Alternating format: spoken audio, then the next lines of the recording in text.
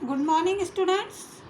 Class BEd second year, subject समावेशी शिक्षा, जिसमें मैं आपको आज असमर्थता के प्रकार बता रही हूँ। पिछली कक्षा में मैंने आपको असमर्थता का अर्थ बताया था कि असमर्थता से अभिप्राय बालक के जीवन के किसी विशेष पहलू के विशिष्ट लक्षणों से होता है, जिसके कारण क्या होता है, वो सामान्य बालकों से अलग होता है।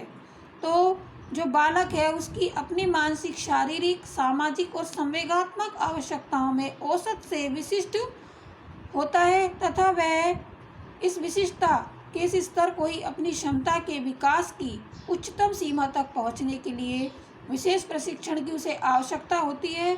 असाधारण और विशिष्ट बालक वह कहलाता है। तो एक असमर्थता होती है बालक में कि वह बालक असमर्थता होता है। तो वो बालक किस किस प्रकार से असमर्थ होता है, असमर्थता के प्रकार कौन से होते हैं, मैं आज इस कक्षा में बता रही हूँ। असमर्थता के सबसे पहला प्रकार है श्रवण बाधिता।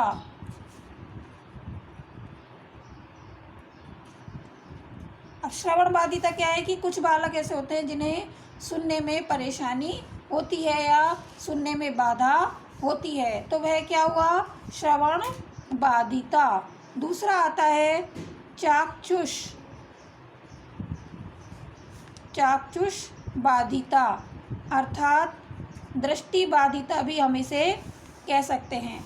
दृष्टि बाधिता यानी एक बालक को जो कक्षा में बैठा हुआ है उसे श्याम पट पर लिखी हुई चीज़ें दिखाई नहीं दे रही है या उसे देखने में कोई परेशानी आ रही है, वह छोटे अक्षरों को देख नहीं पा रहा है, तो उसकी क्या हो गई है, दृष्टि संबंधी बाधिता या चाक्षुष बाधिता। यह भी एक असमर्थता का प्रकार है। तीसरा हमारा आता है अस्थि बाधिता।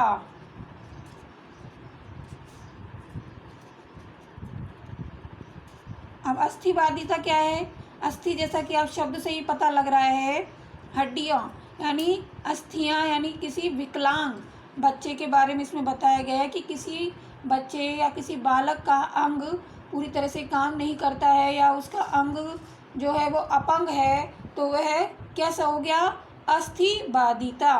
अगला आता है हमारा बौद्धिक बाधिता।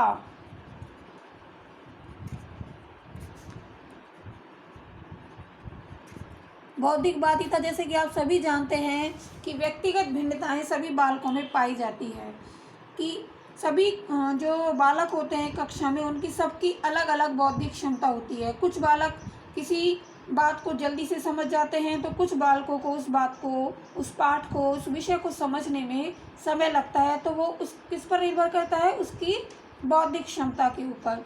तो बौद्धिक बाधिता वही होती है कि बालक की जो बौद्धिक क्षमता है वो कितनी है, उसकी सीखने की, उसकी समझने की, उसकी मानसिक योग्यता कितनी है, तो ये उसकी बुद्धि से संबंधित बाधिता होती है।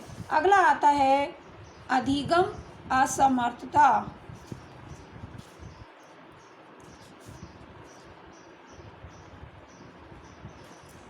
अब अधिगम असमर्थता क्या है कि कुछ बालक, अधिगम का मतलब आप समझते हैं ना कि सीखना, कि कुछ बालक जल्दी सीख जाते हैं और कुछ बालक देर से सीखते हैं।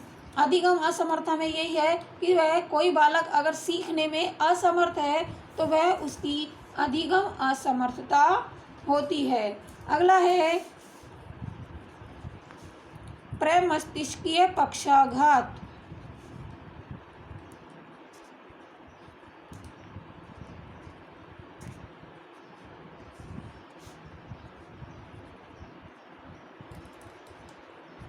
अब इससे क्या अभिप्राय है कि जो प्रमस्तिष्कीय पक्षाघात वह होता है जिसमें कोई बालक जन्म से तो सही होता है, लेकिन किसी चोट या दुर्घटना के कारण उसके मस्तिष्क को कोई आघात पहुंचता है, तो वह भी असमर्थता के प्रकार में आता है, जिससे उसका जो मस्तिष्क है वो सामान्य बालक की तरह कार्य नहीं कर पाता है। अगला आता है आत्मविमोह इत्यादि।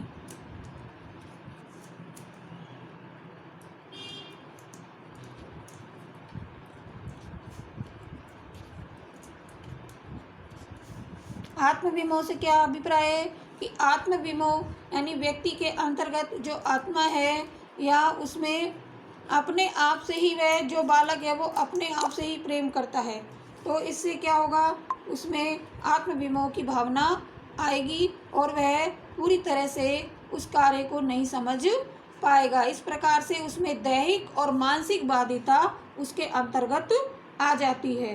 अगला है हमारा बहुविध असमर्थता।